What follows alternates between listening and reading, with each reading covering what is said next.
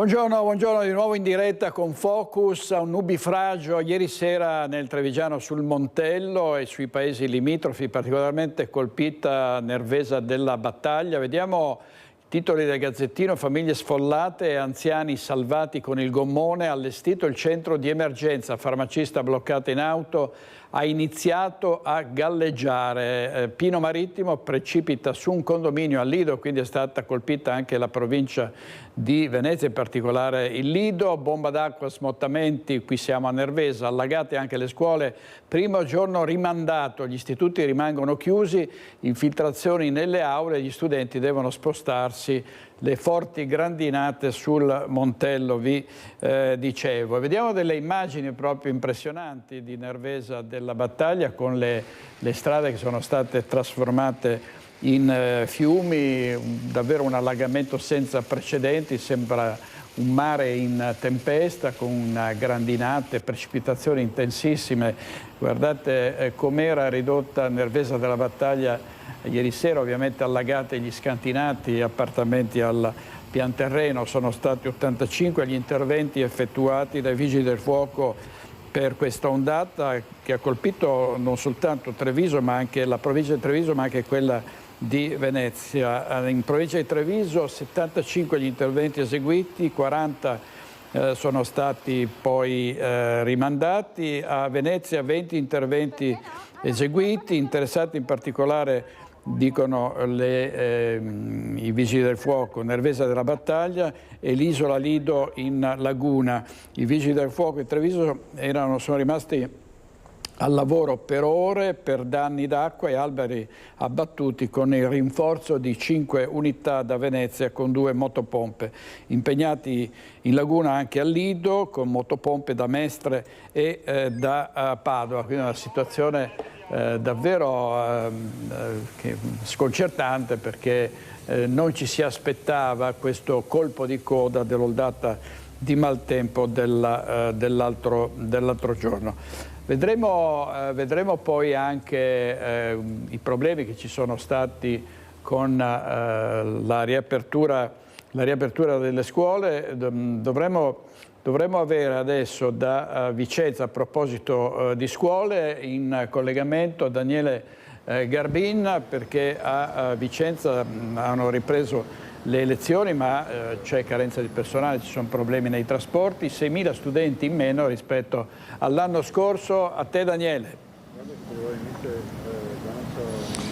Sì, buongiorno direttore, buongiorno a te e ai telespettatori. Confermo, siamo all'Istituto Rossi, con me il direttore e dirigente scolastico Alberto Frizzo. Buongiorno a tutti. Ecco, e effettivamente confermiamo, oggi alle 7:45 puntuale suonata la campanella nell'istituto. A dire la verità, tecnicamente l'istituto ha cominciato già 3 giorni fa. Ecco, sì. Diciamo che complessivamente comunque Vicenza inizia oggi, oltre 100.000 insomma gli studenti che tornano dalle scuole primarie e secondarie. Giustamente, come ricordavi direttore, 6.000 per il calo demografico, bene o male è la cifra che insomma è scesa. Ecco, voi, il vostro istituto per esempio, dal punto di vista del calo demografico com'è? Per fortuna non siamo stati ancora raggiunti dall'onda del calo demografico, per cui abbiamo dei numeri in linea con gli anni scorsi. Ecco, comunque l'istituto è diciamo un istituto prestigioso a Vicenza dal punto di vista degli istituti tecnici, anche quello che ha fatto la storia, insomma, ecco, continua a richiamare comunque attenzione e soprattutto prospettive di lavoro. Sì, assolutamente sì. I nostri studenti sono sempre molto richiesti dalle aziende, già dal momento dello stage per il PCTO, e devo dire che negli ultimi anni abbiamo visto una grande apertura verso le studentesse, che sono passate da poche unità nell'ambito di una scuola grandissima a ormai un 10% abbastanza stabile. Ecco, come dicevi direttore, c'è anche la questione delle cattedre vacanti, insomma, ecco, questo crea dei problemi negli orari. Molti istituti iniziano con un orario ridotto, invece in questo istituto com'è la situazione? Noi abbiamo cominciato lunedì perché abbiamo voluto fare 2 giorni di anticipo, e già da oggi siamo a orario completo. Abbiamo quasi tutti i docenti, che sono stati nominati per la maggior parte i supplenti tra venerdì sera e lunedì, quindi diciamo un po' in extremis, ma partiamo in ottime condizioni. Ecco, tra i problemi che citavi direttore, quello dei trasporti, sicuramente la questione MENS che riguarda soprattutto gli istituti scolastici comunali. Ecco, c'è stato, ricordiamo, un consiglio comunale apposito visto che insomma, il sindaco ha voluto la giunta risolvere la questione. Ecco, noi abbiamo comunque registrato anche una questione riguardo alla sicurezza. Il sindacato UGL ha lanciato l'allarme perché ha ricevuto delle segnalazioni da parte di alcune persone, insomma dei dipendenti di alcune scuole, e ha visto una situazione inquietante. Ecco, lancerei lo studio e poi riprendiamo la linea. Io parlo soprattutto, parlo anche come genitore perché anche i miei figli vanno a scuola, ma sulla sicurezza nelle scuole abbiamo trovato veramente un'assenza delle pratiche operative. Allora, nelle scuole dove siamo stati chiamati dai professori scolastici veramente, abbiamo trovato una ignoranza totale su quello che riguarda le pratiche operative e la sicurezza nelle scuole. Facciamo proprio qualche esempio: mancano le strutture, manca un'organizzazione delle attrezzature? No, manca una formazione, non c'è formazione, infatti su 130 più plessi non abbiamo neanche il RLS o chi vuole farlo. Figura molto importante che servirebbe anche per dare la sicurezza nelle scuole sia per i ragazzi che per i docenti scolastici. Un esempio: abbiamo trovato una scuola, c'era l'infermeria porta aperta con un foglio di carta messo fuori, un organigramma inesistente, non aggiornato, addirittura si parlava addirittura che la chiusura della valvola di emergenza del gas nella centrale termica chiunque o il personale ATA. E lì sono rimasto esterrefatto. Abbiamo iniziato con le scuole dove ci hanno chiamato una per una e piano piano stiamo girando ogni scuola. Diciamo che abbiamo trovato una scuola dove c'era una dirigente bravissima con 20 plessi che era, non posso fare il nome, però era super preparata col testo unico, lo sapeva quasi a memoria. Voi avete i vostri interlocutori con cui discutere di questo? Chi sono? L'interlocutore è il provveditorato di studi e poi abbiamo chi segue la scuola che sta parlando con il provveditorato, ma il provveditorato ci manda ai dirigenti scolastici perché sono loro i primi responsabili nelle scuole. Ecco direttore, questa è una denuncia molto, molto pesante e molto importante. Non a caso abbiamo scelto questo istituto, perché l'Istituto Rossi è capofila di una rete proprio che cura in maniera particolare un certo tipo di formazione sulla sicurezza. Qual è esattamente? Sì, noi siamo Sicurete, siamo una delle 7 reti previste dal SIRVES, 7 reti venete, ovviamente provinciali, previste dal SIRVES, che è il sistema di riferimento veneto per la salute e la sicurezza. Il nostro scopo è promuovere la cultura della sicurezza sia per gli studenti ovviamente che per i lavoratori e in particolare rispondere alle esigenze formative che ci arrivano numerosissime dalle scuole. Faccio un esempio: da gennaio ad ora abbiamo già organizzato più di 50 corsi per antincendio e quant'altro, formando più di 1500 docenti. Si può fare di più? ATA. Si può fare di più, però registriamo un forte impegno delle scuole nel raggiungere la formazione. Purtroppo l'impegno viene spesso vanificato dal turnover degli insegnanti o del personale ATA. Benissimo, intanto le auguriamo buon lavoro e con questo restituisco la linea allo studio. Grazie molte a Daniele Garbin e a Simone Squarcina per quanto riguarda la parte tecnica. Intanto vediamo i problemi delle famiglie con l'acquisto del materiale scolastico. Chi lavora nel settore parla già di crisi. Sentiamo. Le briciole sono rimaste le briciole. Vietato andare in ferie per loro a settembre perché è il periodo più intenso. Le cartolerie sono alle prese con l'elenco dei materiali ordinato dalle scuole. Eppure negli ultimi anni anche loro hanno visto una flessione importante. Perché poi se non ci sono i grossisti c'è Amazon, se non c'è Amazon ci sono altre forme di acquisto. È cambiato tutto, il fatturato è calato significativamente. Fatturati calati per l'aumento dei prezzi che hanno interessato, ci raccontano, tutti gli articoli, nessuno escluso, ma anche perché sono cambiate le abitudini dei consumatori. Negli ultimi anni abbiamo notato che le famiglie si riuniscono e in gruppo fanno acquisti più importanti da grossisti, che sono i nostri fornitori anche, spesso e volentieri. Un mestiere destinato a sparire. Il signor Mario Cordella, da 11 anni sul campo, non l'ha mai vista così nera. A salvare le cartolerie è la capacità di evolversi offrendo altro. La sua attività, ad esempio, da qualche tempo offre il servizio di stampe, anche professionali. Nel suo orizzonte c'è la pensione, ma il suo pensiero va ad un mestiere tanto bello quanto difficile, soprattutto nell'era del web. Non si compra più niente, si fa fatica. Noi viviamo un po' alla giornata, perché adesso va di moda questa, dopo una settimana non va più questa, ma va questa. Cosa facciamo? Noi compriamo, rimane il magazzino pieno di merce e non sappiamo dove sbolognarla. Noi cerchiamo di difenderci, tutto qua.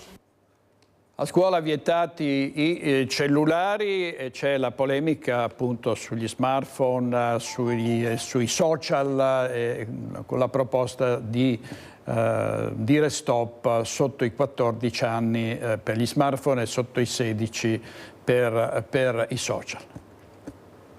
Io ho 2 figli e vedo che sono molto distratti dall'utilizzo dei social, tant'è che per la più piccola ho attivato delle restrizioni di utilizzo, ma il problema è che la maggior parte dei ragazzini usano senza limiti e senza controllo da parte dei genitori gli smartphone e questi dispositivi per collegarsi in rete. Un gruppo di intellettuali e attori ha lanciato una petizione per raccogliere consensi e sensibilizzare l'opinione pubblica proponendo al governo una legge per proteggere i giovani dall'uso eccessivo di smartphone e social media. La proposta prevede il divieto di smartphone per i minori di 14 anni, per quelli sotto i 16 anni il divieto di iscriversi ai social media senza il consenso dei genitori. Sono d'accordo su entrambi i divieti, perché i social sotto i 16 anni sono deleteri, perché manca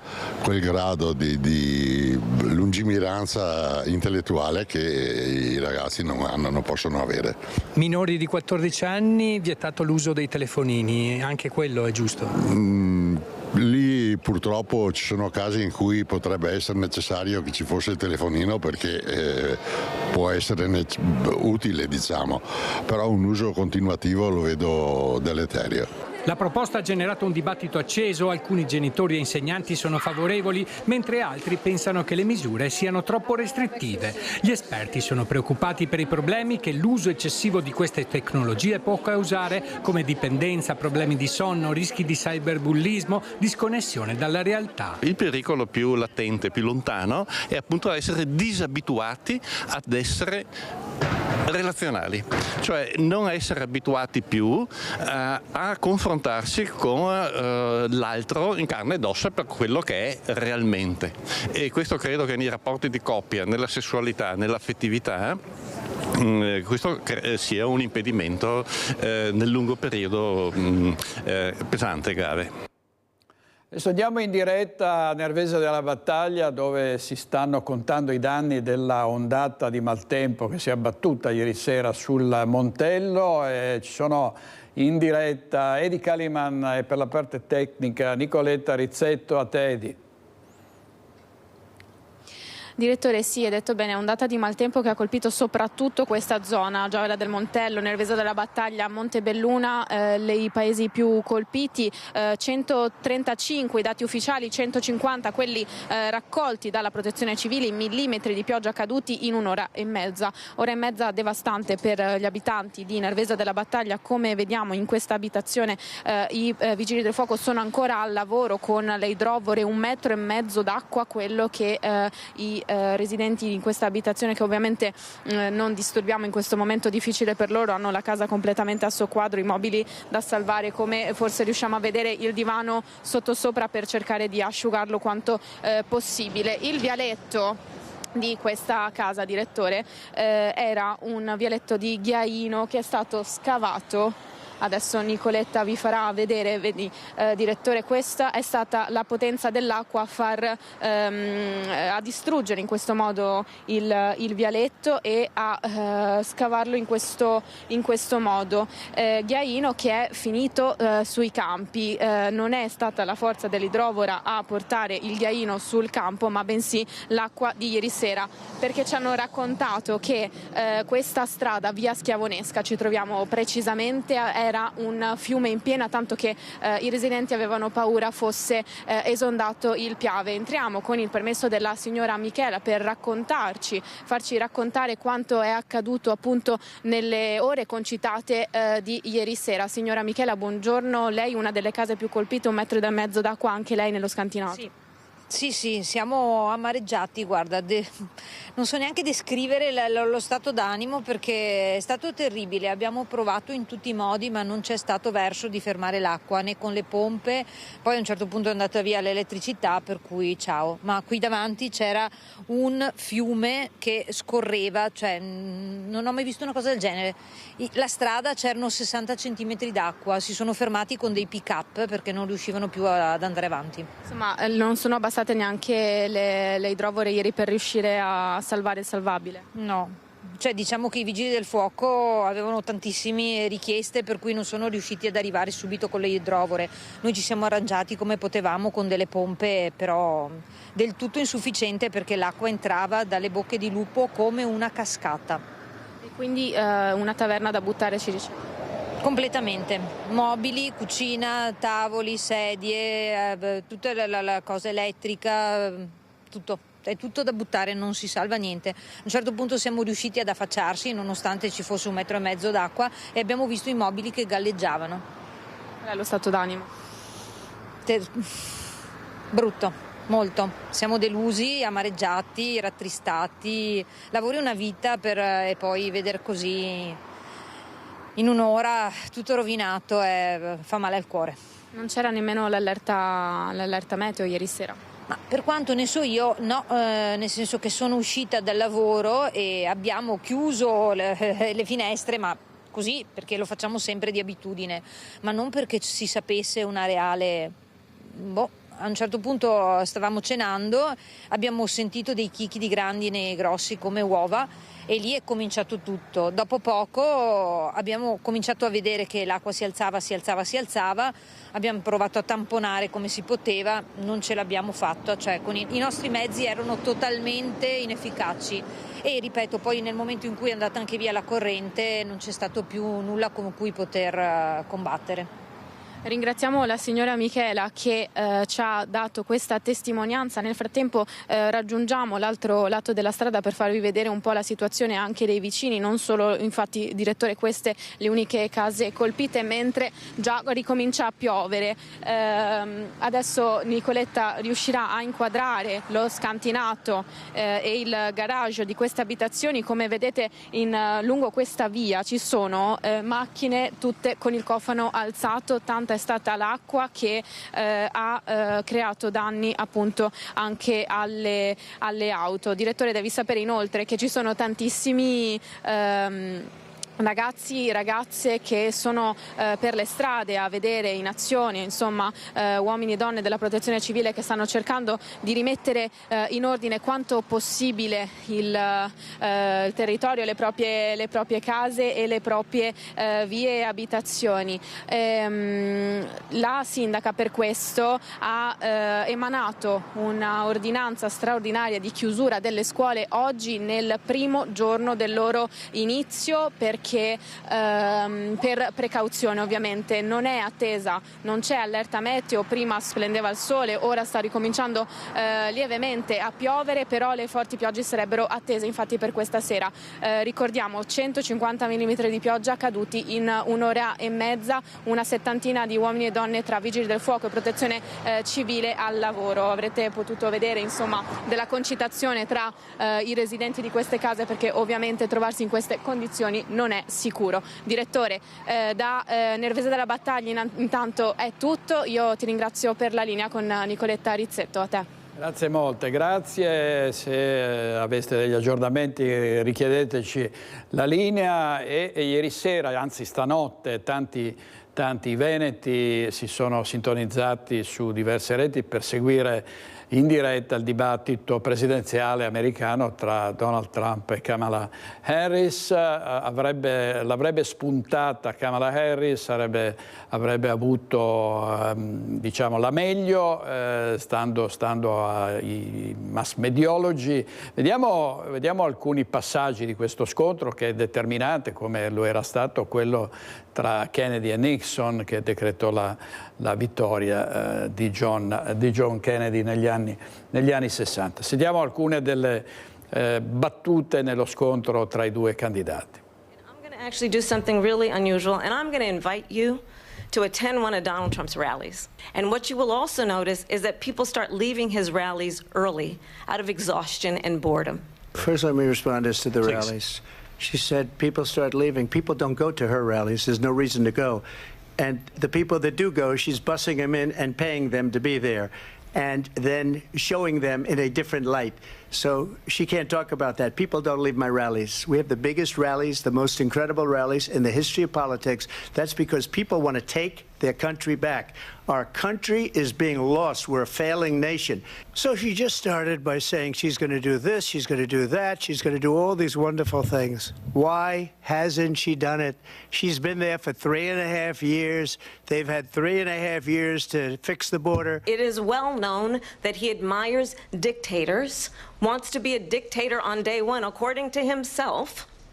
It is well known he exchanged love letters with Kim Jong-un, and it is absolutely well known that these dictators and autocrats are rooting for you to be president again because they're so clear they can manipulate you with flattery and favors. And that is why so many military leaders who you have worked with have told me you are a disgrace. Putin endorsed her last week, said, I hope she wins. And I think he meant it, because what he's gotten away with is absolutely incredible. It wouldn't have happened with me. I don't, and I don't care. I don't care what she is. I don't care. You make a big deal out of something, I couldn't care less. Whatever she wants to be is okay with me. But those were your words, so I'm asking... I don't know. I mean, all I can say is I read where she was not black, that she put out, and I'll say that. And then I read that she was black, and that's okay. Either one was okay with me. I think it's, I mean, honestly, I think it's a tragedy that we have someone who wants to be president who has consistently, over the course of his career, attempted to use race to divide the American people. You know, I do believe that the vast majority of us know that we have so much more in common than what separates us, and we don't want this kind of approach that is just constantly trying to divide us, and especially by race. A lot of towns don't want to talk about it because they're so embarrassed by it. In Springfield, they're eating the dogs, the people that came in. They're eating the cats. They're eating the pets of the people that live there. So I think you've heard tonight two very different visions for our country. One that is focused on the future, and the other that is focused on the past, and an attempt to take us backward. Allora, questo avete visto, il dibattito tra Donald Trump e Kamala Harris questa notte, seguito in Veneto da migliaia di persone, senza esclusione di colpi, avete colpi bassi, avete sentito, avete visto Kamala Harris che rideva mentre Trump diceva gli immigrati mangiano i nostri cani e i nostri gatti. Non succede in Italia, fino a prova contraria, ma succede che dei delinquenti, dei veri e propri delinquenti, mettono dei bocconi avvelenati. È successo a Romano Dezzelino e caccia ai responsabili di questo gesto, perché diversi cani sono stati fortemente colpiti. Andiamo subito in diretta da Chiara Gaiani. Direttore, buongiorno ai telespettatori. Siamo di nuovo sul caso terribile dei cani avvelenati a Romano Dezzelino. Ringraziamo Simone Bontorin, sindaco di questo comune. I cani per fortuna sono ancora in vita, sono 4 i cani che sono stati avvelenati dai bocconi che sono stati lasciati in quest'area, nell'area dove ci troviamo con il collega Andrea Benetti, un'area verde dove certo ci sono tante persone che passeggiano con i loro amici a 4 zampe, ma ci sono anche tanti bambini. Allora intanto partiamo da questo.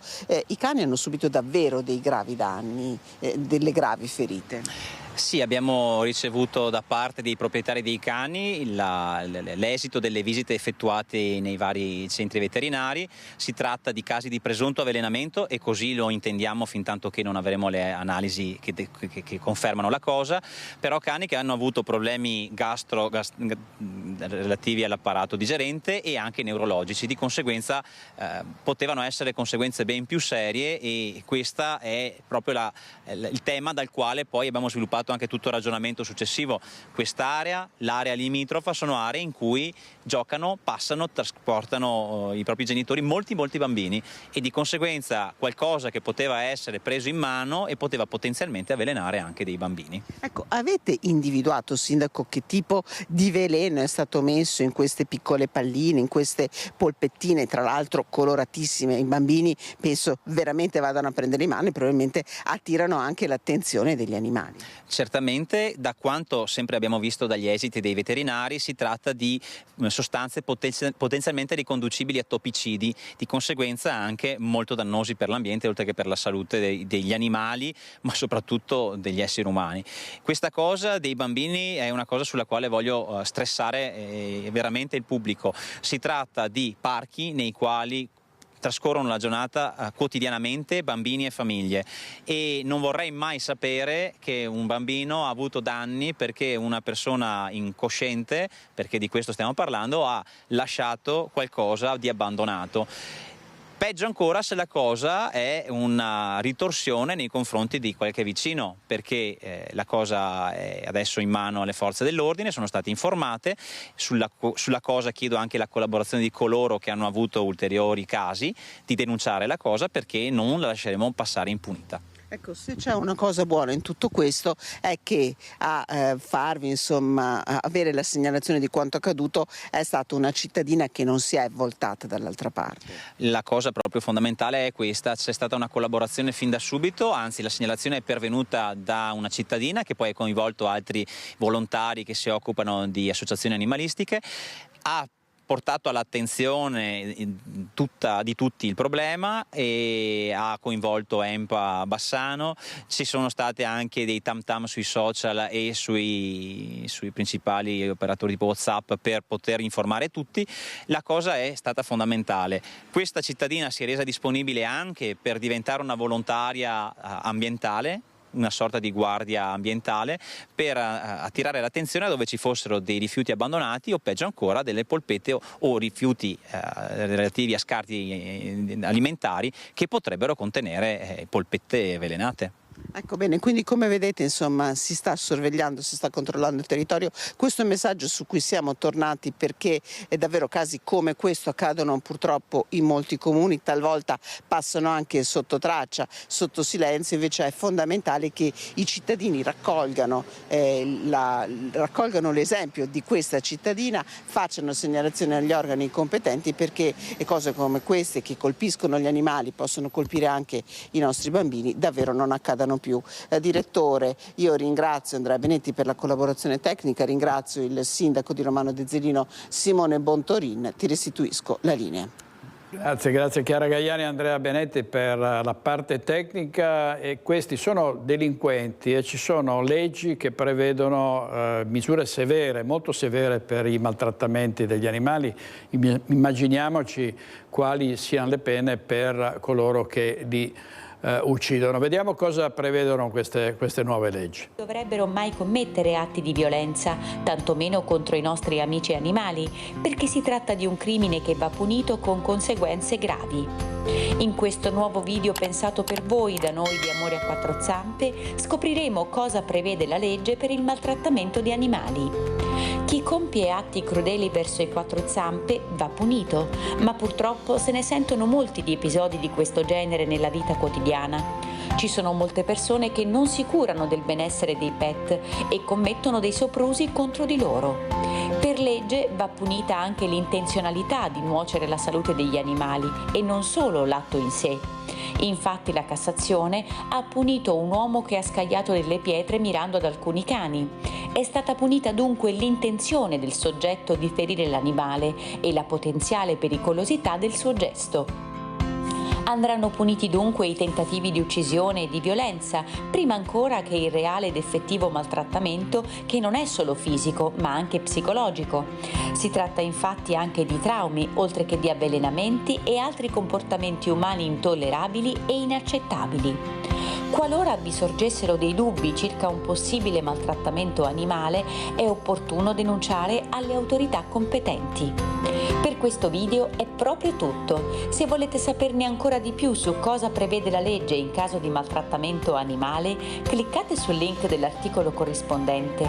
Ma non solo, volete maggiori approfondimenti? Scopriteli sempre nel link che trovate qui sotto. E a voi è mai capitato di notare atti di maltrattamento verso i nostri amici pet? Ecco, questo è un sito importante dove si può sapere tutti i particolari delle nuove leggi e anche contribuire alla difesa degli animali. Leggi che puniscono questi criminali andrebbero anche messi alla gogna, cioè una volta individuati andrebbero anche mostrati sui giornali non solo coloro che provocano lesioni agli animali, ma anche penso al bullismo e quindi a quanto i bulli fanno contro dei loro coetanei. Vediamo adesso, a proposito di sanzioni, vediamo altro tipo di sanzione. Queste sono le sanzioni, le multe agli automobilisti. C'è polemica per il T-Red sulla Castellana. Andiamo subito da Ilaria Marchiori e da Simone Merlo. A te, Ilaria. Buongiorno direttore, buongiorno ai nostri telespettatori. Come vedete inquadrato c'è questo T-Red incriminato qui a Martellago, proprio lungo via Castellana all'incrocio con via Roma. Bene, che cos'è successo? Fondamentalmente da quando è stato installato questo T-Red, un T-Red di ultima generazione, sono fioccate le multe. Ma sono fioccate perché? Perché si tratta di un T-Red appunto con una tecnologia altamente avanzata e quindi chi non rispetta le regole viene fotografato, multato con conseguente sanzione, ma anche una perdita di punti. Qui insieme a noi c'è il sindaco di Martellago, Andrea Saccarola. Allora, innanzitutto spegniamo queste polemiche e spieghiamo per quale motivo appunto sono aumentate le sanzioni. Buongiorno direttore, sì, voglio spegnere le polemiche perché stiamo parlando di sicurezza e non sicuramente di far cassa. In poche parole, nel 2015 è stato installato un T-Red qui in Castellana e in via Roma, dove appunto se una persona passa con il rosso viene sanzionato. Naturalmente nel 2015 c'era una tecnologia diversa di quella che c'è oggi. Oggi con le telecamere installate all'inizio 2024 riusciamo a prendere il 100% delle persone che passano con il rosso. Con il sistema precedente, perché ormai aveva i suoi anni, logicamente si perdeva 3-4 macchine su 5 venivano perse e quindi non venivano multate. Quindi è solo una questione di programma e di software che aiuta a garantire più la sicurezza nel nostro territorio. Tra l'altro, sindaco, specifichiamo che se ci sono state tutte queste multe significa che gli automobilisti sono passati col rosso. Direi proprio di sì, cioè non è che è un autovelo che sbagli di poco e vieni multato, qua parliamo di solo un sensore che scatta quando scatta in rosso, quindi penso che più sicurezza di questo non ci sia, quindi proprio di polemica non vorrei parlarne. E oltretutto, quando si parla eventualmente di far cassa, sarebbe anche il caso di specificare che questa tipologia di T-Red è meno costosa della precedente. Diciamo che intanto devo dire che questa T-Red è stato installato grazie comunque all'Unione dei Comuni che con l'avanzo di amministrazione ha finanziato il cambio delle telecamere, quindi già là al Comune di Martellago come bilancio è costato zero. Avere sostituito con un processore molto più all'avanguardia logicamente porta sicuramente più soldi in cassa comunali, ma perché comunque è attenta a tutte le persone che attraversano il semaforo e soprattutto attraversano con il rosso. Ecco, prima di collegarci stavamo un po' parlando di qualche inghippo in cui può incappare l'automobilista, ovvero se vedete questo semaforo da una parte va a sinistra, dall'altra procede invece in direzione dritta. Può capitare che qualcuno rischi di sbagliarsi perché magari vede il verde andare in una direzione e quindi passa automaticamente. Ecco, specifichiamo agli automobilisti che non è così, forse per aiutarli metterà anche un countdown. Esatto, quel qualcuno sono io, anch'io ho preso la multa perché distratto, mi sono accorto che c'è la freccia a sinistra, il rosso dritto e sono andato dritto e ho preso la multa. Purtroppo questa si chiama distrazione che però attenzione potrebbe essere fatale, quindi bisogna stare molto attenti. Il discorso di mettere il countdown al semaforo è un'idea che stavo parlando stamattina con l'assessore al bilancio che secondo me potrebbe aiutare i nostri cittadini a stare ancora più attenti. Quindi benissimo, l'appello comunque agli automobilisti, non solo in questo caso ma in generale, è di prestare la massima attenzione alla guida e soprattutto rispettare tutte le regole, e quindi anche poi ovviamente in questo caso evitare di prendere una multa salata, perché parliamo di circa 180 euro se non erro, sindaco, e di 6 punti di patente. Esatto, si parla di una somma importante, ma soprattutto i punti sono importanti, perché finiti i punti sappiamo che la patente viene ritirata. Quindi ci sono tutti i metodi per capire che quando è rosso bisogna fermarsi, e spero che i miei cittadini, ma soprattutto chi transita per la Castellana, che è una strada ex provinciale, quindi frequentata da molte persone, stiano attenti a non passare con il rosso. Ecco, speriamo che stiano attenti a non passare con il rosso e a rispettare anche tutte le altre regole che prevede il codice della strada. Ringrazio Andrea Saccarola, qui da Martellago restituisco la linea allo studio. Grazie al sindaco, a Ilaria Marchiori e Simone Merlo.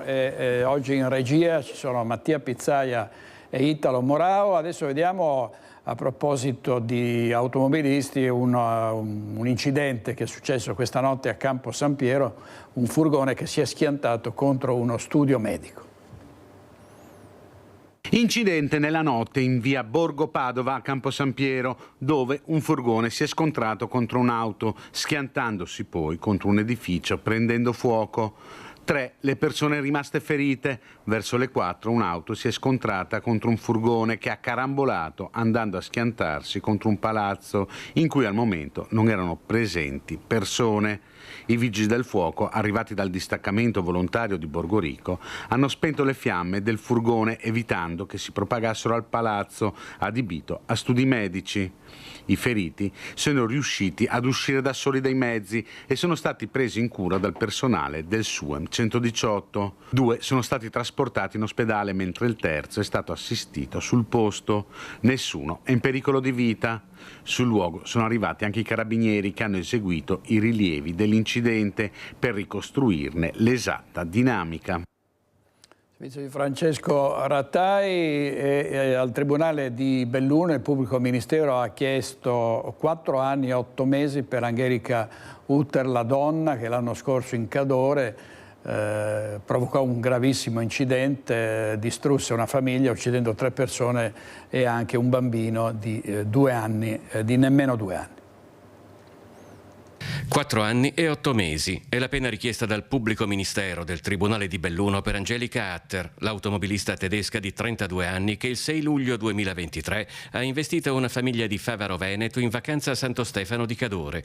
Una tragedia nella quale persero la vita il piccolo Mattia Antoniello di non ancora 2 anni, il papà Marco e la nonna materna Maria Grazia Zuin. Nell'udienza preliminare il difensore dell'imputata per triplice omicidio stradale ha chiesto un ulteriore rinvio per avere modo di definire l'altro procedimento penale in capo alla Utter per le lesioni inferte al personale sanitario dell'ospedale psichiatrico in cui è stata ricoverata, avanzando poi la possibilità di un patteggiamento per l'investimento. È stato a questo punto che il sostituto procuratore ha avanzato la sua richiesta di 4 anni e 8 mesi, comprensiva di tutti gli sconti di pena previsti dal rito e dalla condizione di semi-infermità riconosciuta alla donna. Il giudice ha quindi disposto un rinvio all'8 ottobre per acquisire la relazione dei servizi psichiatrici. Chiuso nel dolore a Favaro, Lucio Potente, che nella tragedia ha perso la moglie, il nipote e il genero, non ha voluto rilasciare interviste al microfono. Abbiamo già un ergastolo da scontare, ci ha detto al telefono, riferendosi evidentemente a quella tremenda condanna che gli è stata inflitta il 6 luglio 2023. Non so niente e non voglio sapere niente, ma sapevamo che succedono cose vergognose in Italia. Lo studio 3A, che assiste la parte offesa assieme all'avvocato Berardi, ha fatto sapere che i congiunti sono già stati integralmente risarciti, ma si aspettano una risposta importante anche dalla giustizia penale, pur sapendo che nessuna condanna potrebbe ripagarli dell'immenso dolore patito. Non c'è ancora l'ufficialità sulla data, ma potrebbero essere celebrati venerdì a Pezzan di Carbonera i funerali di Marco Carraretto, il 26enne barista del Galloway di Treviso, travolto e ucciso in bicicletta la notte tra venerdì e sabato in viale Vittorio Veneto da un coetaneo che aveva un tasso alcolico superiore all'1,30. A presiedere la cerimonia sarà Don Luca Vialetto, il parroco di Pezzan, mentre la comunità si sta stringendo attorno alla famiglia della giovane vittima. Tragedia a Oderzo, un uomo di 33 anni di origine indiana è morto in ospedale dove era giunto in condizioni critiche. Si trovava nell'auto dello zio e stavano cercando di raggiungere il nosocomio quando la vettura è rimasta bloccata nel traffico. Ad allertare l'ambulanza proprio il parente. Qualche ora prima il 33enne aveva avvertito un dolore forte al petto e il medico gli aveva consigliato di recarsi in ospedale, ma a quell'ora la strada era trafficata e lo zio ha chiamato il suo 118 per chiedere aiuto. Immediatamente è partita l'ambulanza verso Oderzo. All'arrivo dei sanitari il 33enne era già in arresto cardiaco. Immediate le manovre di rianimazione, è stato portato in ospedale in fin di vita, purtroppo è espirato poco dopo. C'è stata un'ennesima aggressione ai danni di un agente della polizia penitenziaria, è successo nel carcere San Pio X di Vicenza. Ennesima aggressione, teatro della violenza ancora una volta la casa circondariale di Vicenza. Ad annunciarlo l'Unione Sindacati di Polizia Penitenziaria. Un detenuto ormai noto per fatti analoghi non avrebbe osservato le norme che disciplinano l'apertura e la chiusura delle celle. Richiamato per rientrare nella propria cella, dapprima si sarebbe rifiutato, poi si sarebbe scagliato afferrando un agente per la maglietta e colpendolo con un pugno al petto. Il poliziotto è finito all'ospedale con una prognosi di 7 giorni. L'USP denuncia che si tratta della 22esima aggressione fisica dall'inizio dell'anno al San Pio X di Vicenza, con un trend nettamente in rialzo rispetto all'anno scorso, in cui le aggressioni furono complessivamente 19. Un tunisino di 52 anni che doveva essere processato per avere drogato e violentato una dodicenne padovana è stato evaso dai domiciliari prima dell'udienza in tribunale. Era atteso in aula per il processo, accusato di aver drogato e abusato di una dodicenne, un 52enne tunisino. Non si è presentato. Lo straniero irregolare infatti è evaso dai domiciliari e da 2 giorni è latitante.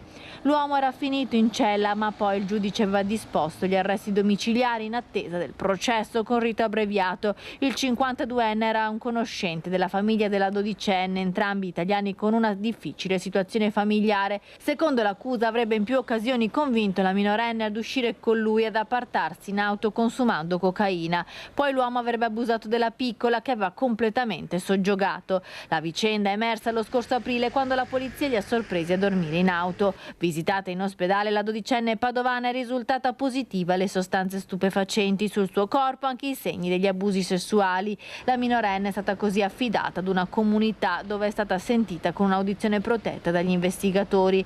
La dodicenne in una chat con il 52enne aveva detto che era stata la madre a denunciarlo invece di denunciare gli altri uomini con cui aveva avuto dei rapporti sessuali.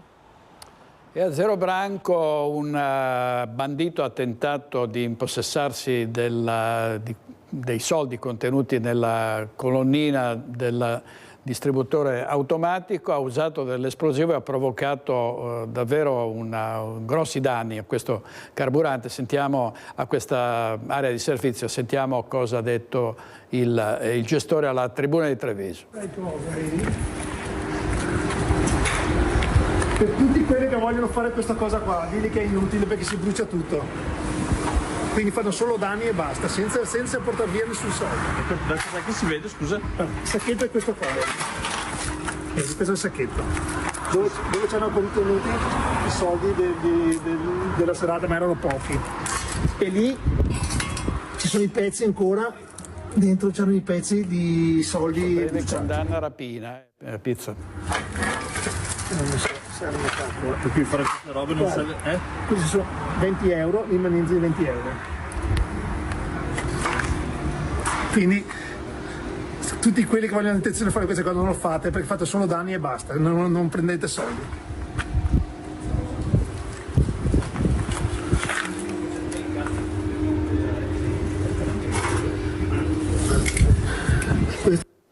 Vabbè, avete visto, no? Quindi danni, ma i soldi sono bruciati, per cui diceva giustamente il gestore cosa lo fate a fare.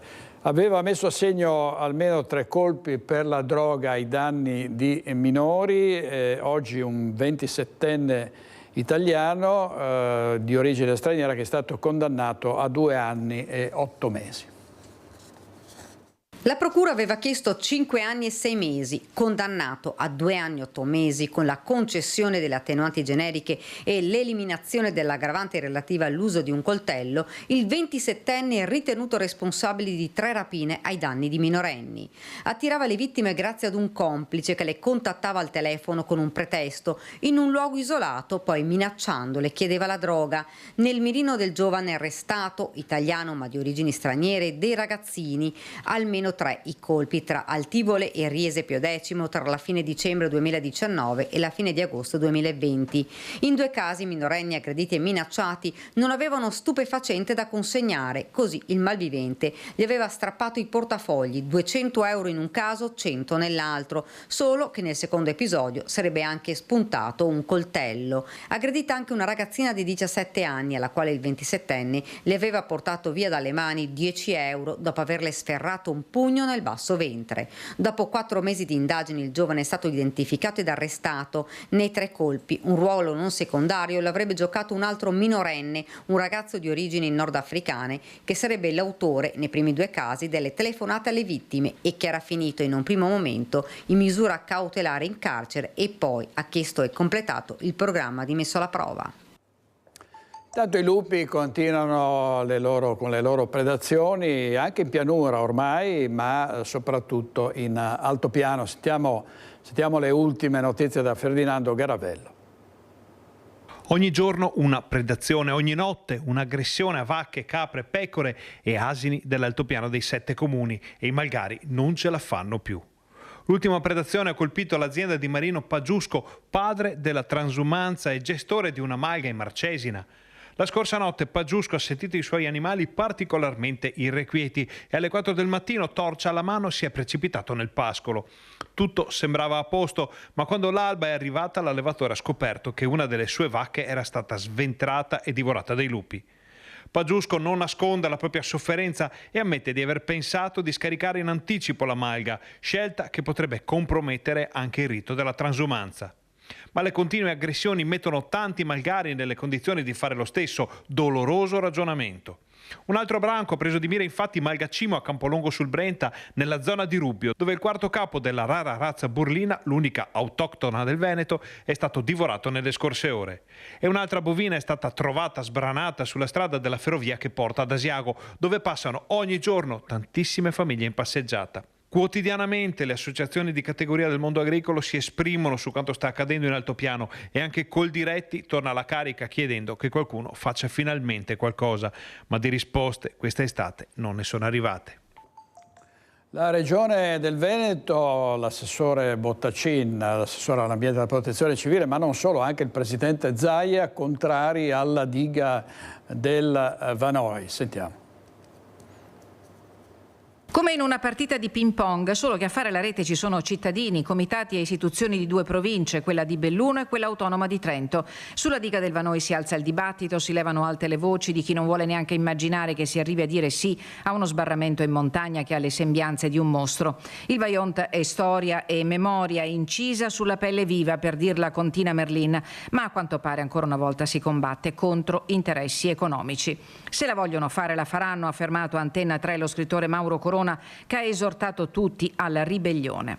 L'opera sta facendo emergere un'azione politica quantomeno discutibile, afferma oggi il consigliere regionale del gruppo misto Arturo Lorenzoni. Procedere senza un coordinamento tra enti significa non avere responsabilità istituzionale ed è significativa questa lotta tutta interna alla Lega. Il presidente Fugati, il presidente Zaia che si appella ai tecnici, le 2 province di Belluno e di Trento che si pronunciano contro e l'ostinata continuazione a proseguire in un progetto che ha delle alternative migliori, meno costose e meno rischiose. Lorenzoni dice che Zaia e Fugatti stanno portando le rispettive amministrazioni sull'orlo di un conflitto istituzionale. Fugatti da una parte ribadisce a suon di delibere di Diffide la sua netta contrarietà, paventando un'azione legale contro il consorzio Brenta, dall'altra Zaia che rimanda la patata bollente ai tecnici. E Zaia stamattina, a margine del punto stampa a Palazzo Balbi, rispondendo alla cronista del Corriere del Veneto, ha anticipato la sintesi della nota inviata al consorzio Brenta 4 giorni fa dalla Direzione Difesa del Suolo,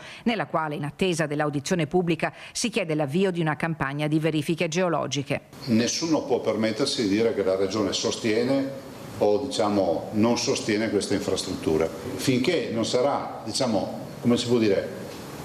risolto e fino in fondo anche l'ultimo micrometrico dubbio, la nostra posizione è una posizione assolutamente di chiusura, quindi vogliamo che le carte siano chiare.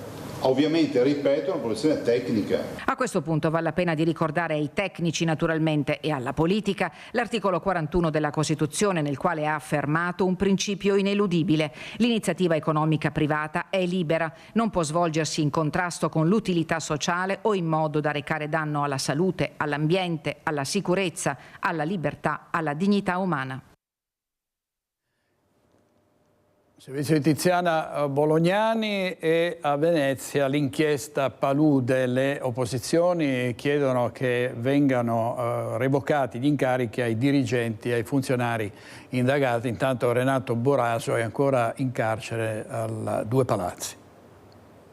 La nostra richiesta rimane la stessa, ovvero il sindaco deve dimettersi, ma allo stesso tempo c'è un problema enorme per il Comune di Venezia, ovvero gli indagati all'interno della macchina amministrativa. Noi continuiamo a chiedere con forza che i dirigenti, in attesa che la magistratura faccia il suo corso, vengano sospesi in autotutela, mentre il capo di gabinetto e il vice capo di gabinetto devono dimettersi. Le opposizioni in Consiglio Comunale tornano sul piede di guerra chiedendo le dimissioni dei dirigenti indagati nell'inchiesta Palude e un Consiglio Comunale straordinario. Al di là delle dimissioni del sindaco, che a nostro parere, anche a mio personale come portavoce Movimento 5 Stelle, è necessario anche per un'immagine stessa della città, ci trova qui a chiedere di nuovo un passo indietro e comunque una ridiscussione di tutti gli incarichi. È impossibile, non è possibile che una città come Venezia rimanga immobile con le sfide che abbiamo nel futuro. La città oggi si trova in una specie di trappola che, se fanno qualcosa, incappano nel conflitto di interesse, se non fanno niente siamo alla paralisi. Quindi per uscire da questa trappola bisogna tornare al voto, dare un governo nuovo libero da ogni conflitto di interesse e magari anche più concreto, più efficace alla nostra città. Molte infatti evidenziano le opposizioni, le questioni ferme. A 5 anni di distanza dall'acqua alta del 2019 ci sono centinaia di persone che ancora aspettano i rimborsi. La macchina che dovrebbe erogarli è diretta proprio dal direttore generale indagato. Al momento magari anche altre preoccupazioni, idem per altri provvedimenti importanti come il bando per i posti barca, che tutti attendiamo ormai da 6 anni, perché l'ultimo bando risale al 2018 ed è per noi inaccettabile questa paralisi della macchina amministrativa che ci tocca anche in quelli che sono aspetti della vita quotidiana per noi irrinunciabili. Pensiamo alla questione sicurezza, alla questione trasporti, l'assessore che è stato arrestato, adesso le deleghe ce le ha il sindaco, ma di fatto è tutto fermo nel caos più totale, ancora peggio di prima. Per questo ne chiediamo un passo indietro, come abbiamo sempre fatto all'amministrazione. Questa idea che insomma ci si deve divertire, la presenza del sindaco alla regata storica, alla mostra del cinema, però di fatto quando si tratta di decisioni importanti non c'è. E non ci sono decisioni importanti che devono essere invece prese perché la città ha bisogno. Ci sono situazioni difficilissime, la sicurezza, la casa, sono situazioni che devono essere, su cui si deve intervenire e su cui l'amministrazione non c'è. Mentre ne venivano chieste le dimissioni, Luigi Brugnaro in via Palazzo ha subito replicato. Vediamo. C'è un'indagine in corso e faccia tutto il lavoro che la magistratura deve fare, magari rapidamente, ma lo faccia, ci mancherebbe altro. Ma non si può essere così irrispettosi, persone veramente irrispettose. Questa sarebbe l'opposizione in sta città. Questi votereste sta roba qua, fuori dalla porta c'è sta gente, cioè soltanto perché uno ha avuto o un avviso di garanzia o addirittura è stato citato da qualche parte, dovrebbe dimettersi. Persone per bene, persone che fino a prova contraria sono innocenti, finché non c'è un processo che è stato definito, sono persone libere e innocenti che stanno facendo il loro lavoro. Abbiamo tolto dove è stato necessario le deleghe specifiche proprio per evitare qualsiasi commistione e stiamo tutti lavorando per mandare avanti la città, tra l'altro con grandi successi. Vorrei ricordare l'ultimo, quello del Lido, ringraziando ovviamente la Biennale, la Barbera, tutti quanti bravi, ma anche il Comune ha fatto il suo, ACTV, Veritas che pulisce, l'avete viste tutte queste cose qua, la città va avanti. Adesso facciamo la conferenza stampa per parlare delle giostre, perché la gente vuol vivere, vuol lavorare. Io capisco la strumentalizzazione, capisco che non abbiano argomenti, l'ennesimo consiglio comunale per chiedere le dimissioni anche ai dirigenti che non... ma cioè veramente siamo a qualcosa di incredibile. Guardate, tenetene conto quando sarà il momento di andare a votare, perché questa è la gente che si sta proponendo per essere l'alternativa. Siamo il peggio del peggio, non ci sono parole, veramente vergognosi. Non ha tardato ad arrivare la replica del sindaco Brugnaro alle dichiarazioni dei consiglieri di opposizione che, oltre a un consiglio comunale straordinario, chiedono le dimissioni dei dirigenti indagati nell'inchiesta Palude. Il primo cittadino, indagato a sua volta, ha evidenziato ancora che in città si lavora e i progetti stanno andando avanti, e per quanto riguarda la nomina del nuovo assessore comunale ai trasporti dichiara: stiamo ragionando sulle deleghe. Ha già qualche idea? Sì, ce l'ho, ma non la dico.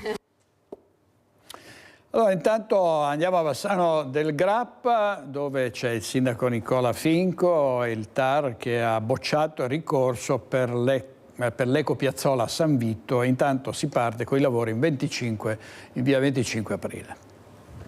8 pagine per riepilogare le ragioni di un ricorso, quello presentato al TAR da alcuni residenti di San Vito contro Etra e il Comune sul tema ecopiazzola, per arrivare alla fine a questa sentenza definitiva. Il Tribunale amministrativo regionale per il Veneto, definitivamente pronunciandosi sul ricorso, lo dichiara irricevibile.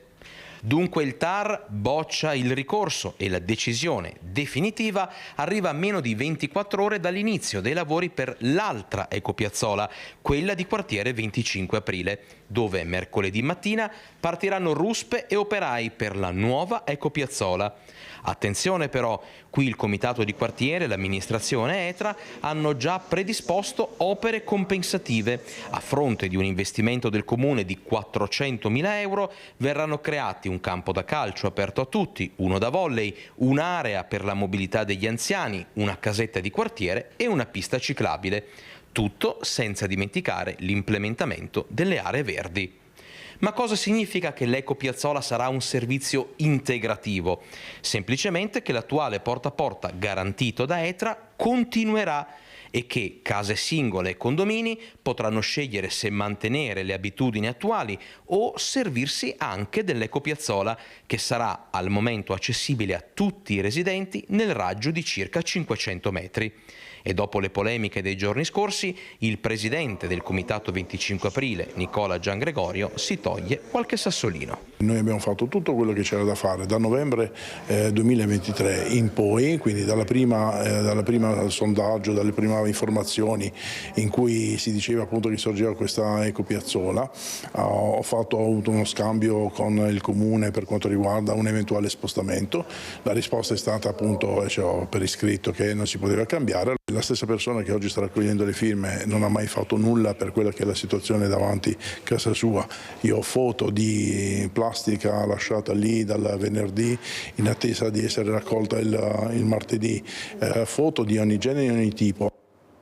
Servizio di Alex Giuliano, e sul tema della ecopiazzola arriva la rassicurazione di Etra con il presidente Frasson che dice non influiranno sul porta a porta.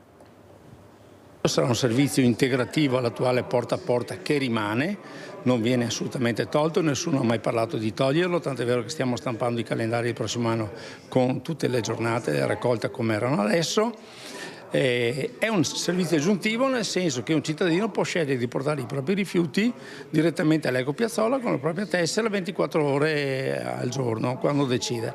Uno parte per le ferie il venerdì, vuole portare i rifiuti che magari vorrebbero raccolti il lunedì successivo, lo può fare tranquillamente senza tenerli in casa sul terrazzo o fuori dalla porta. Quindi nessuna aggiunta sulle tariffe, nessuna aggiunta sulle bollette, nessun costo aggiuntivo a carico dei cittadini come qualcuno ha paventato, il servizio porta a porta che rimane, è solo un obiettivo migliorativo, quello di raggiungere l'84% della raccolta differenziata entro il 2030 e abbassare la raccolta di produzione del secco sotto gli 80 kg pro capite. Allora, vediamo ancora a Bassano, arriva il sovrintendente ai beni archeologici e culturali. La prima visita è all'Astra. Le due priorità principali sono il Palazzo Bonauguro, che necessita di un'importante opera di restauro, e poi ovviamente definire la questione del Teatro Astra. Stiamo parlando di due opere imponenti, di due ovviamente interventi importanti anche da un punto di vista economico, poi ovviamente ci daremo delle priorità, perché non è possibile fare entrambe. Astra e Bonauguro sono in cima ai pensieri del sindaco Nicola Finco, che riceve in città il nuovo sovrintendente ad archeologia, belle arti e paesaggio delle province di Vicenza, Verona e Rovigo, Andrea Rosignoli. Una visita guidata alle bellezze di Bassano, che sono tante e di immenso rilievo. Ma la visita ha toccato anche quelle che sono le incompiute, che pure sono tante e di immenso rilievo. Prima fra tutte il Teatro Astra, al centro di un durissimo tira e molla fra pubblico e privato negli ultimi anni, con l'edificio che lentamente è uscito dal gradimento dell'amministrazione come sede del futuro teatro cittadino. Rosignoli ha visitato l'Astra con la proprietà. Ha chiesto anche di visitare il Teatro Astra, che è di proprietà privata, ma è un bene importante della nostra città. Il teatro cittadino campeggia ai primi posti della lista della spesa per la nuova amministrazione, che deve decidere se tornare sull'Astra, deviare sul cratere di Santa Chiara e dire ciao al Genius Center, oppure se partire da zero con il parcheggio e le piazze. E c'è pure la quarta opzione in ballo, quella della Sala da Ponte. Con questo catalogo così ampio, però, si rischia di perdere di vista le altre necessità della città, come Palazzo Bonauguro e tanti altri luoghi che hanno bisogno di attenzione. Ti abbiamo spiegato quali sono le nostre idee, le nostre progettualità anche di riqualificazione di alcuni siti culturali importanti, e adesso avvieremo con loro una trattativa e poi vedremo cosa riusciremo a realizzare, ma soprattutto quali saranno anche le fonti di finanziamento che riusciremo a intercettare per sistemare l'importante patrimonio culturale che abbiamo all'interno della nostra città. Così il sindaco Nicola Finco. Sugli atti vandalici invece a Marchesani interviene l'assessore Roberto Campagnolo. Questione sicurezza in città. Negli incontri avuti dall'amministrazione in queste settimane con i quartieri, il tema sicurezza occupa una posizione centrale sia nelle priorità del governo cittadino e sia nelle preoccupazioni dei residenti, che puntualmente segnalano episodi di degrado e vandalismo, come accaduto proprio in queste ore. Segnalazioni alle quali l'assessore Alessandro Campagnolo risponde così. Abbiamo cominciato a stimolare dei pattugliamenti preventivi con la polizia locale e nel caso specifico comunico anche che ieri nel tardo pomeriggio in un sopralluogo preventivo presso le zone di Marchesani, presso i campetti sportivi, abbiamo intercettato 4 ragazzi effettivamente dentro i campetti sportivi. Li abbiamo identificati, si tratta di ragazzi minorenni del 2008 e 2009. Adesso vedremo di approfondire eventuali loro responsabilità. Dunque giro di vite nei confronti di vandali e teppisti, ma Campagnolo lancia anche un messaggio importante alle famiglie. Io insisto anche nel sperare di un coinvolgimento anche delle famiglie per iniziare un colloquio, un dialogo in questo senso. Io capisco la voglia di darsi una dimensione dei ragazzi, però i vandalismi vanno richiamati alle loro responsabilità. Non Roberto, come ho detto, ma Alessandro Campagnolo. Andiamo in pubblicità, torniamo subito, state con noi.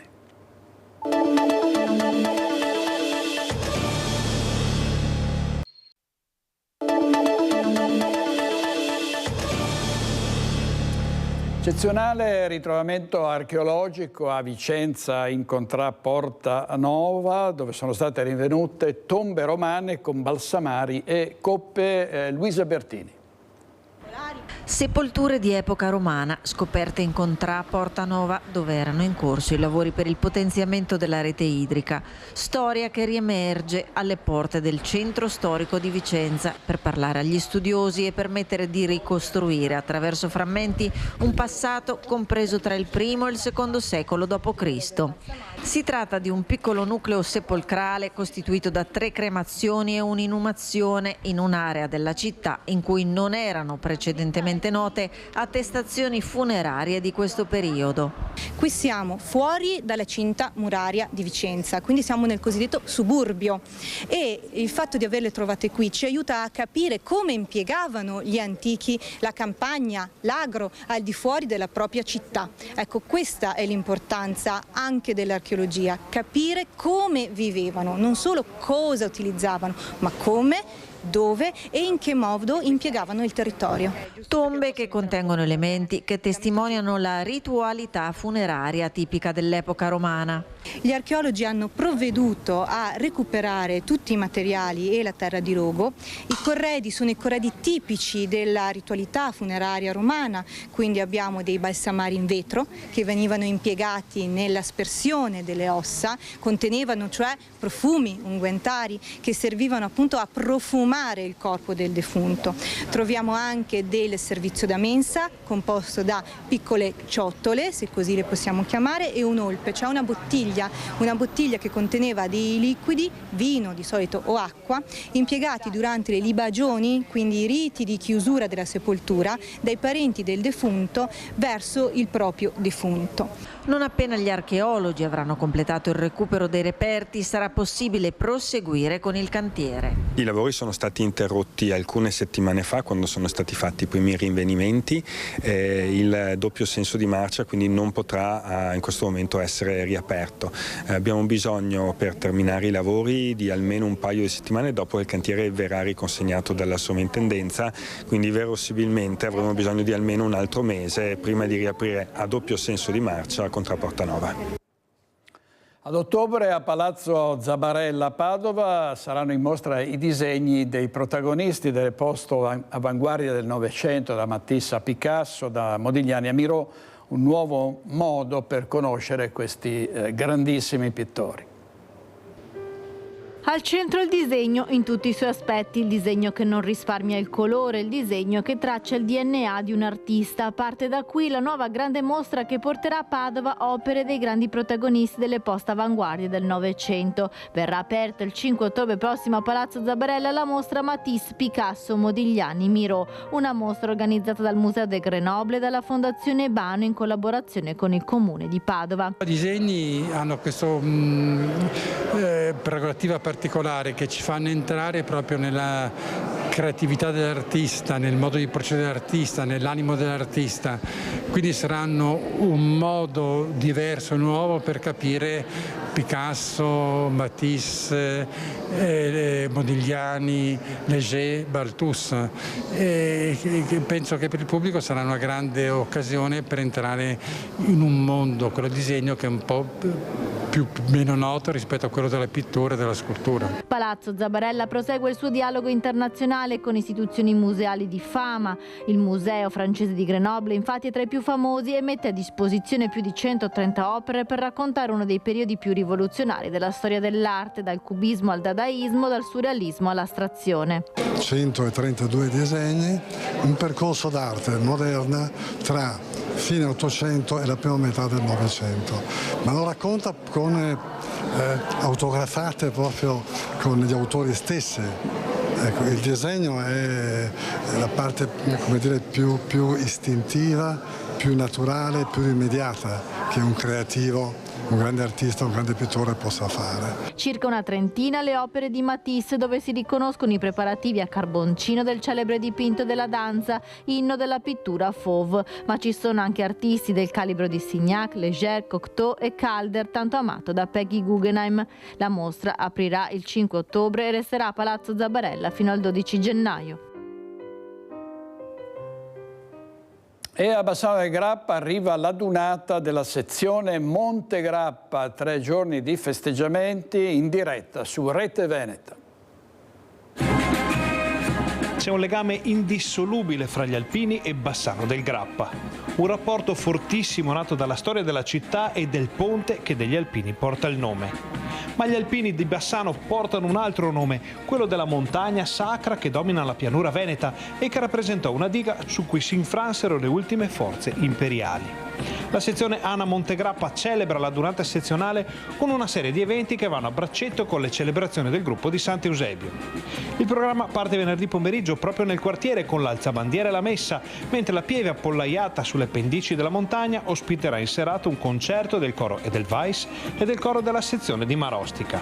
Sabato mattina spazio alle gare della prima edizione del Duathlon Sant'Eusebio e alla consegna della borsa di studio intitolata all'indimenticato Uti Fabris.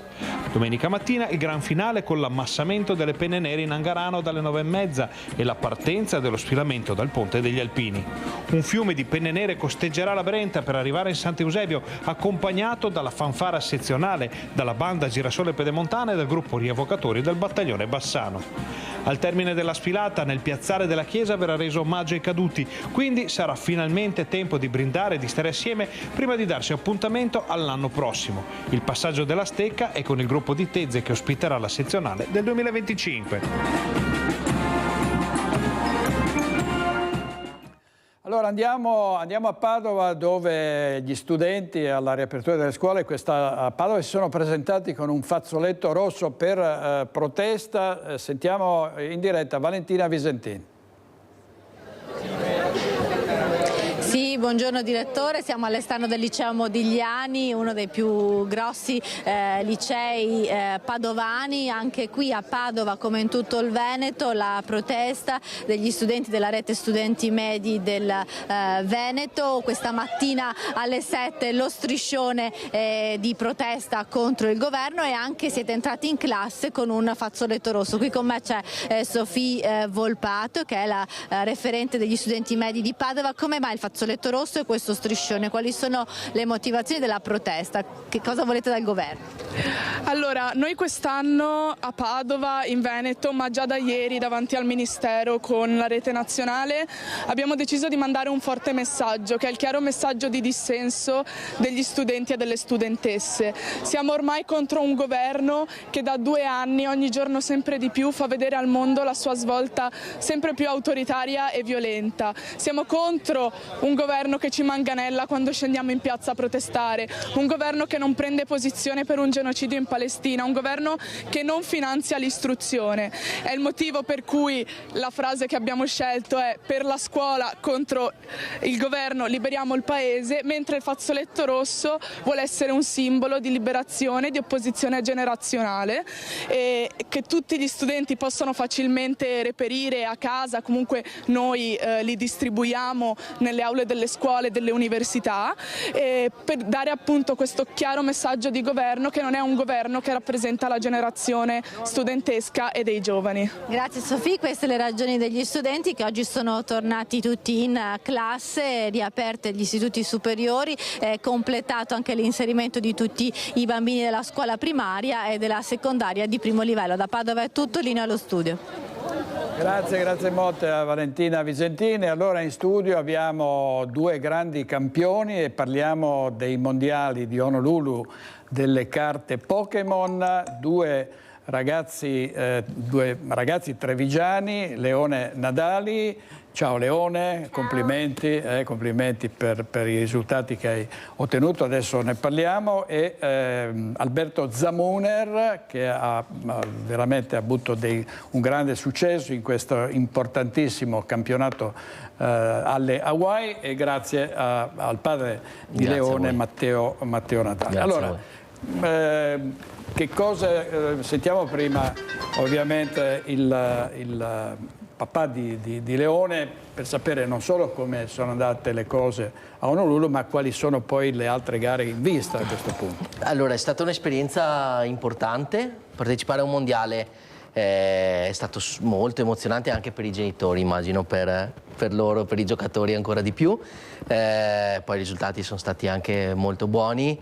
Adesso stiamo programmando la nuova stagione, che è ripartita subito dopo il mondiale, qua a settembre, per cui i prossimi appuntamenti che abbiamo messo in calendario sono Lille a ottobre, Danzig a novembre, poi avremo Birmingham, Stoccarda, e a febbraio ci sarà l'europeo dei Pokémon, di carte Pokémon, che si terrà a Londra.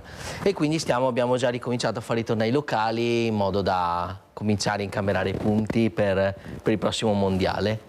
Ecco. Adesso vedremo anche delle immagini, ovviamente. Leone, allora, come com'è andata? Tanto ti sono piaciute le Hawaii, Honolulu, un posto bellissimo, no?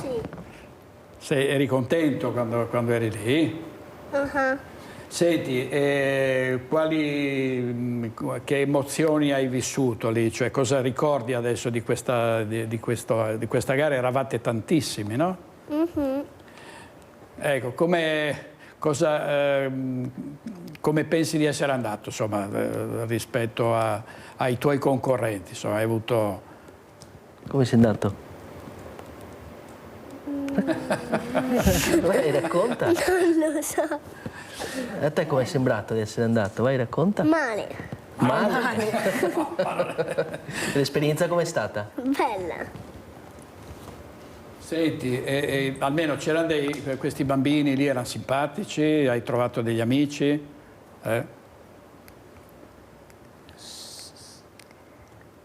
Sì. Sì, tanti amici e poi soprattutto davvero il fatto di raggiungere, di migliorarsi in continuazione anche dopo le ultime gare che hai fatto, poi le prossime che farai. E invece Alberto Zamuner è di Casale sul Silo, Leone di Treviso, è arrivato in categoria senior Alberto Zamuner, è tra i primi 4 all'Europeo di aprile 2024 e tra i primi 8 al Mondiale di Honolulu che si è svolto ad agosto. Allora, Alberto, cosa trovi di affascinante di queste partite, di questi incontri? Cioè, è stato molto bello perché comunque mi sono scontrato contro gente di tutto il mondo e ho vissuto una bellissima esperienza e Adesso sei tornato a scuola o sei tornato? Sì, oggi è stato il mio primo giorno e sono dovuta uscire prima per venire qua. Cosa dicono i tuoi compagni e le tue insegnanti? Cosa vi dicono quando sanno che siete 2 campioni di Pokémon, vi fanno i complimenti? Io non racconto più niente a scuola. Esatto. Come mai? Voglio raccontare tutto in un giorno solo. Ah, benissimo, cioè, quindi te scegli... L'ultimo giorno di scuola. E fai un evento in cui racconti. Allora veniamo a intervistarti, perché a scuola. A scuola. Ecco. Veniamo lì tra i banchi con le telecamere, sentiamo anche le tue insegnanti. Il papà Nadali come gestisce, diciamo, bisogna conciliare il lavoro poi con queste attività? Sì, è tutto un equilibrio tra me, mia moglie, anche i genitori, insomma, dei ragazzi che giocano a Pokémon sono sempre che si devono organizzare per i viaggi, per portare i ragazzi poi a fare le competizioni e quindi diciamo che richiede un livello di organizzazione abbastanza elevato col lavoro, con la scuola e anche con l'economia poi alla fine, perché muoversi, quando riusciamo ci muoviamo anche con tutte le famiglie in modo da condividere le esperienze. Ecco, qui vediamo anche delle immagini. Sì? Raccontate voi cos'è? Racconti tu? Beh, era uno spettacolo di droni, 3 sere durante i campionati del mondo. Pokémon ha organizzato questo spettacolo di droni nella spiaggia di Waikiki. È stato uno spettacolo davvero emozionante perché venivano creati questi Pokémon giganteschi sulla baia e si rispecchiavano sul mare, quindi c'era un po' tutta questa magia che veniva condivisa a tutti i giocatori. Eccoli qua. Ecco, siete lì, ma vi conoscevate già prima? Alberto, eravate già amici già da prima o vi siete conosciuti lì a Honolulu? No, eravate già amici prima? Sì, un giorno era venuto il Lega Silea e volevano imparare a giocare, quindi io e mio papà gli abbiamo dato una mano per capire e hanno iniziato a venire e più o meno dopo un anno, quanto è stato? Sì, anche meno. Un anno, hanno iniziato anche loro a fare i campionati regionali e internazionali e io gli ho dato una mano per cercare di capire quali erano i mazzi migliori e per allenarlo un po'. Ecco, qui vediamo Leone alle prese con un concorrente, sono tutti più grandi di te, tu sei più piccolo, questo Sì. è il fatto, la notizia, tu sei il più piccolo concorrente ai mondiali di Honolulu. Sì. Sei un fenomeno, cosa ne pensi? Sei un campione, tipo Sinner, diciamo. Sei come Sinner? No, Sinner è un adulto. Noi siamo dei bambini. Sì, hai ragione, però sei comunque un grande campione, insomma. Adesso vediamo se troviamo altre immagini ancora, ce ne sono tantissime. Vabbè, adesso poi ne vedremo molte altre. Qui, ecco, questo chi è, questo signore qui? Chi è questo signore? Tord Reklev. Ci picchia, questo è un vero fenomeno, giusto? Chi è? Perché è così famoso? Perché ha vinto tanti tornei e ogni volta porta un mazzo differente che nessuno riesce a capire, eppure riesce ad arrivare sempre in testa a tutti i tornei. Ecco, Alberto, ci spieghi qual è il meccanismo delle carte Pokémon? Uno che non sa giocare a Pokémon, come si fa a vincere, diciamo, un torneo? Ogni partecipante ha il proprio mazzo e si becca contro altri giocatori nei primi di solito 7-8 turni di Svizzera, dipende dai giocatori. E una volta completati questi turni di Svizzera, i primi 8 classificati nella classifica generale fanno le semifinali e poi in base a chi vince si va sempre più su fino ad arrivare alla finale e una volta arrivati chi vince il torneo. Ecco, senti, che premi sono previsti, diciamo, per chi vince un torneo di questo genere? Allora, sono previste dei box di carte, sì. Alcuni per esempio di zaini, tappetini e dei contributi per andare ai tornei successivi, per esempio agli internazionali.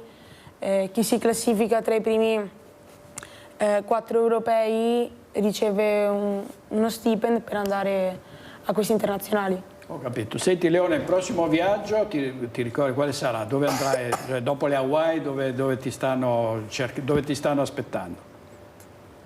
A Lille. A Lille? Quindi sì. In Francia? Quindi vai sì. Vai in Francia a combattere nuovamente e speri di vincere ancora? Sì. Dai. E come arrivi a Lille? Non a piedi, diciamo. Sicuramente no. In che posizione vuoi arrivare a Lille? 20. Entro i primi 20, dai. Sì. Dai, un bel obiettivo. Senta Matteo, sì. Quindi in genere li accompagna Leone insieme a sua moglie. Sì. E quanto tempo poi vi... Ma generalmente la gara è al sabato e dopo, se si raggiungono determinati risultati, continua anche la domenica. E la domenica vengono organizzati degli eventi collaterali da Pokémon, che ha un'organizzazione, devo dire, invidiabile. Si arriva il venerdì e si torna la domenica, a meno che i voli non siano scomodi.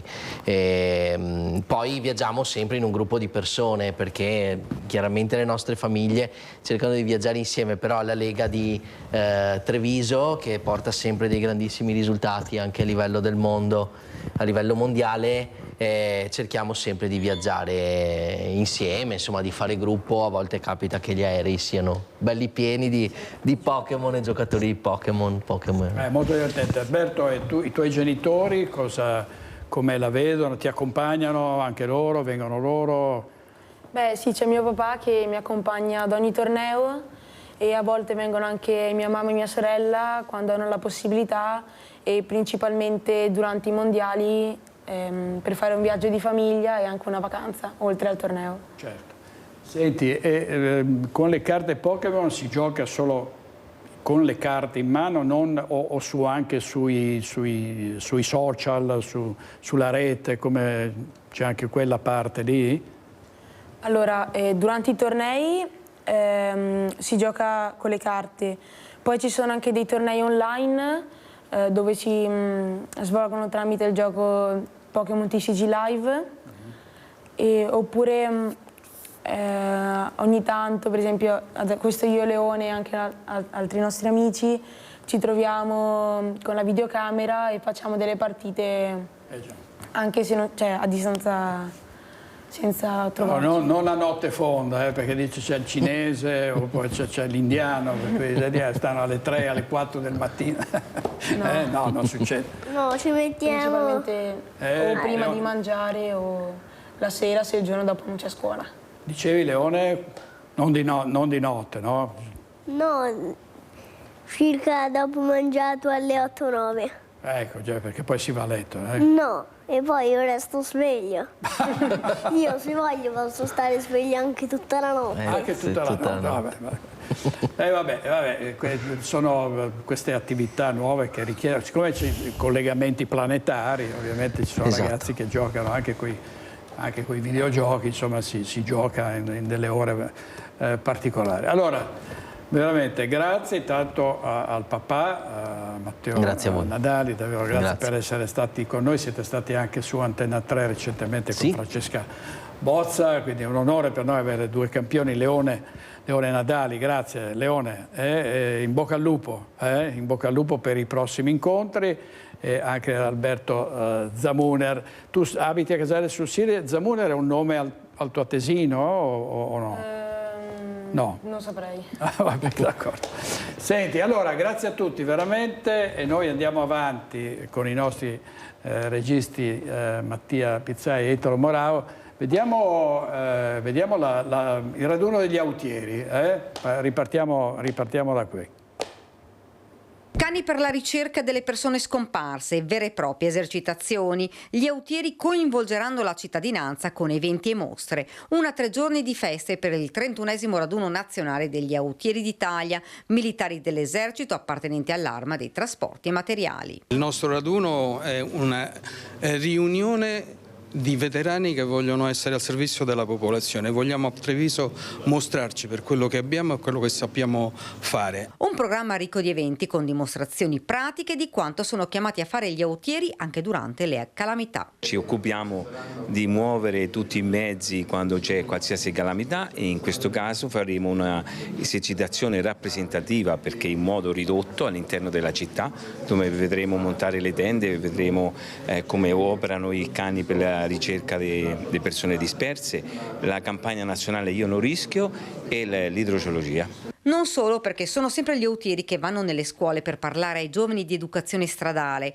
far capire ai ragazzi l'importanza della responsabilità e del rispetto delle regole, proprio in questo momento storico, dove si registrano ogni giorno sinistri gravissimi, a volte mortali, e dove sempre di più sono coinvolti i giovani. Cerchiamo di far capire che esistono delle regole che vanno rispettate e quindi con la collaborazione anche della polizia locale cerchiamo di portare sul terreno quelle che sono le regole di vita di questi ragazzi. Treviso insomma è invasa dagli autieri dal 13 al 15 settembre, saranno allestite anche alcune mostre. 3 tipi di mostre, una che riguarda i giornali di guerra, la trincea di Fiorenzo Silvestri, quindi avremo una mostra su questi giornali d'epoca. Poi ci sarà una mostra per quanto riguarda le 10 opere finali dei ragazzi delle scuole e programmeremo anche la vincitrice di questo concorso, e poi ci sarà una mostra nazionale sui quadri a tema Lautiere che vedremo quindi a Palazzo dei 300. Domenica mattina la cerimonia solenne in Piazza della Vittoria alla presenza delle principali autorità civili e militari. Servizio di Daniela Sizia, pubblicità 1 minuto e mezzo e poi torniamo per la chiusura.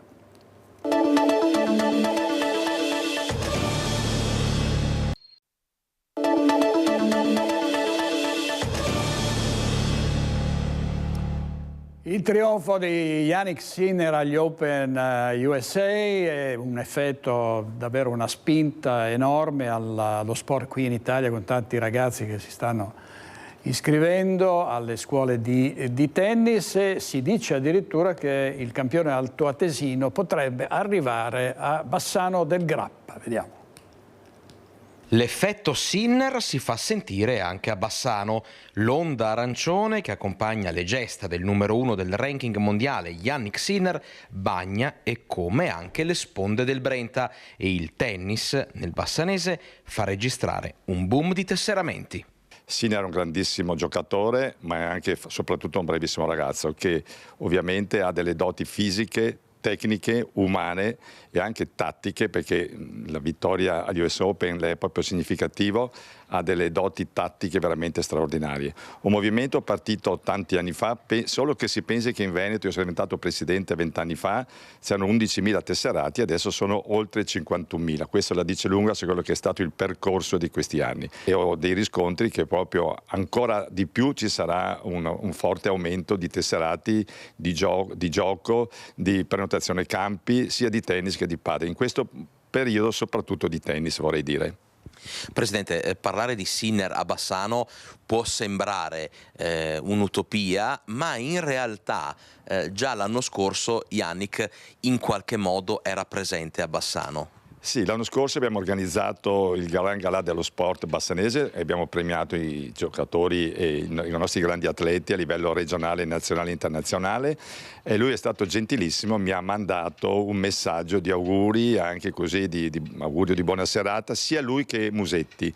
È chiaro che adesso è un po' difficile contattarlo ulteriormente perché lui ovviamente ha tutta una struttura di comunicazione, però io ho dei contatti con molte persone molto vicine a lui, quindi la speranza di portarlo a Bassano c'è. Verissimo, è un grande esempio anche dal punto di vista umano, per educazione, per il rispetto degli avversari, per l'umiltà che dimostra, per la semplicità. Quindi tacciano d'ora in poi tutti i suoi detrattori, perché ha risposto per le rime a tutti coloro che hanno detto non doveva andare a Sanremo, no, non doveva cambiare allenatore, non doveva fidanzarsi perché con la fidanzata adesso perde.